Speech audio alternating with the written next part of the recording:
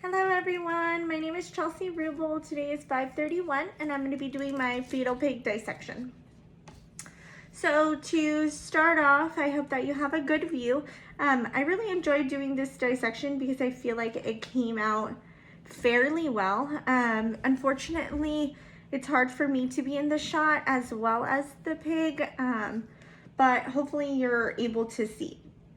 So to start off, from the most superior portion, we're gonna start off by identifying the carotid artery is going to be right here.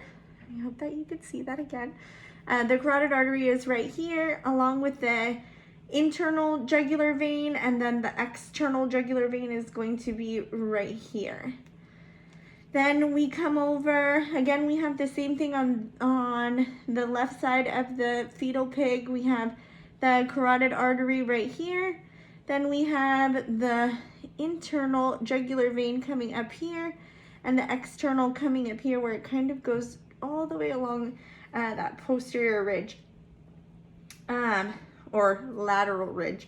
Then here you're gonna have the subclavian artery on both sides right here and also right here. As we follow this down, then we're going to see this brachiocephalic trunk, which would be right here, but it was unfortunately transected because it was adhered to, I believe, like the rib cage or the tissue just directly under it. So when I removed the rib cage, it unfortunately came out with it, excuse me. But I can see this tubular structure here, which I believe is the brachiocephalic trunk. Then right in this area, if I palpate on this, right here is going to be the pulmonary artery. You can see that blue fluid coming out of it. Just posterior to it is going to be the aorta. It's a little deep, so it's probably hard for you to see, but I can see it fairly well. Then what else do we have? We're gonna have the coronary artery right here,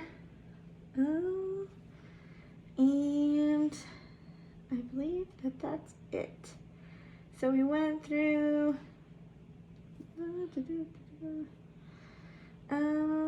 I believe, oh, one more thing, sorry. So then we also have the superior vena cava, which is going to be right in this region right here, just directly above the heart. So yeah, I think that that's all. We went over already the carotid, the left and right subclavian arteries, both the internal and external jugular vein. We went over the vena cava, the aorta, the pulmonary vein, the brachiocephalic trunk, and I think that that was it. Again, I mean, I really enjoyed this dissection. I wish that you can see it a little bit better, but it was pretty neat. So when we think about a disease that affects the heart, one that comes to mind is going to be myocarditis, which is basically going to be an inflammation of the muscle layer in the heart.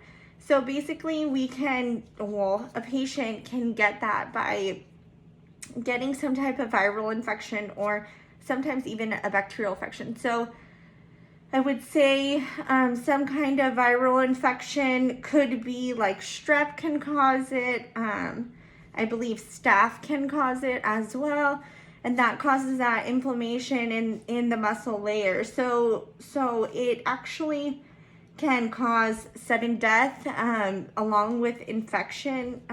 It causes sudden death in adults. So when that muscle layer becomes inflamed, it stops being able to contract as it needs to, and then it slows down, which automatically causes the heart to stop at a sudden moment's notice, which people refer to as sudden death syndrome in adults over age of 35.